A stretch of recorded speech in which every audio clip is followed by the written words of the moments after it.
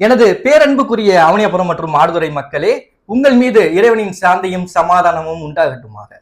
கடந்த சில மாதங்களாக இந்த ரேஷன் கடை, அதாவது 1380 கார்டுக்கு ஒரே நியாயவிலை கடையில பொருட்கள் வழங்குறதுனால அங்க கூட்ட நெரிசல் ஏற்படுது அப்படின்னு சொல்லி நம்ம 2 கடையா பிரிச்சு கொடுங்க, ரெண்டுமே ஃபுல் டைம்ல இயங்கணும் அப்படின்னு சொல்லி நம்ம கோரிக்கை வச்சுட்டு இருந்தோம்.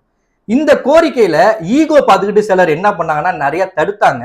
தடுத்தது மட்டும் இல்லாம மக்கள் மத்தியில ஒரு பொய்யான செய்தியை அவங்க வந்து பரவ விட்டாங்க. அதாவது என்னன்னா 1 கிலோமீட்டருக்கு ஒண்ணுதான் இருக்கணும் அப்படிங்கிற மாதிரி ஜிஓ இருக்குது. அதே மாதிரி ஒரு கடை தான் ஒரு ஊர்ல வந்து ஃபர்ஸ்ட் முழு நேரமா இருக்கும், அடுத்த கடைனா அது வந்து பாதி நேரமா தான் அமையும். சில பேர் என்ன சொன்னாங்கன்னா பாதி நேரமா தான் ஆரம்பிச்சுட்டு அதுக்கப்புறம் ஃபுல் டைமா மாத்திப்போம், இப்படி நிறைய ஒண்ணா சொல்லிட்டு இருந்தாங்க. அப்ப நம்ம என்ன பண்ணோம், RTI right to information act, தகவல் அறியும் உரிமை சட்டத்தின் கீழே நம்ம ஒரு மனு அனுப்பி தாசில்தார் அண்ட் டிஎஸ்ஓ வட்டார வழங்கல் அலுவலர் அவங்களுக்கும் நம்ம வந்து மனு அனுப்பியிருந்தோம். அந்த மனுவில் நம்ம என்னென்ன கேட்டிருந்தோம் அப்படின்னா, நான் ஒன்னொன்னத்தையே படிக்கிறேன். ஃபர்ஸ்ட், அவனியாபுரம் ஊராட்சியில் இயங்கும் முழு நேர நியாய விலை கடையில் எத்தனை குடும்ப அட்டைகளுக்கு தற்போது பொருட்கள் வழங்கப்படுகின்றன அப்படின்னு நம்ம கேட்டிருந்தோம். அதுக்கு கவர்மெண்ட் என்ன பதில் சொல்லியிருக்கு அப்படின்னா, அவனியாபுரம் நியாய விலை கடையில் தற்போது 1380 குடும்ப அட்டைகளுக்கு பொருட்கள் வழங்கப்பட்டு வருகின்றது அப்படின்னு சொல்லி கவர்மெண்ட் வந்து நம்ம சொல்லியிருக்குது. அடுத்து 2வது கேள்வி, இவ்வளவு குடும்ப அட்டைகளுக்கு மேல் இருந்தால்தான் ஒரு முழு நேர நியாய விலை கடை அமைக்கலாம் என்ற அரசாணை மூலம் அரசு வரம்பு விதித்துள்ளதா அப்படின்னு நம்ம கேட்டிருந்தோம். அதுக்கு கவர்மெண்ட் என்ன சொல்லுது, இதான் ரொம்ப முக்கியமான பாயிண்ட், 500 குடும்ப அட்டைகளுக்கு மேல் இருந்தால் ஒரு முழு நேர அங்காடி அமைக்கலாம். நம்ம ஊர்ல எவ்வளவு இருக்கு, 1380. அப்ப எத்தனை கடை அமைக்கலாம்னு நீங்களே கால்குலேட் பண்ணிக்கோங்க.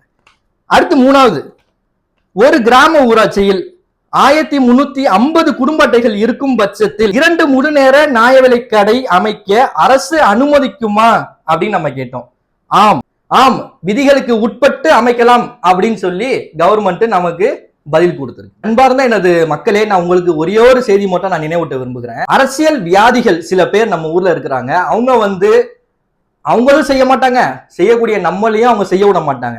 இந்த போராட்டத்துல அவ்வளவு பெரிய தடைகள் நான் வந்து கேட்டு செஞ்சா அது செஞ்சிடக்கூடாது, ஏன்னா கண்டிப்பா செய்ய விட மாட்டோம்னு சொல்லிட்டு மார்க் தட்டிக்கிட்டு சில பேர் இருக்கிறாங்க. ஒரு 2-3 பேர் தான், அவங்க நம்ம ஸ்மூத்தா ஹேண்டில் பண்ணிக்கலாம், ஃபேஸ் பண்ணிக்கலாம், ஒன்னும் பிரச்சனை கிடையாது. இந்த அளவுக்கு நம்ம வந்து அறிவுபூர்வமா எப்படி நம்ம கவர்மெண்ட் அணுகிறோமோ அணுகிட்டு இருக்கிறோம், அதே மாதிரி கவர்மெண்ட் நமக்கு செஞ்சு கொடுக்கும்.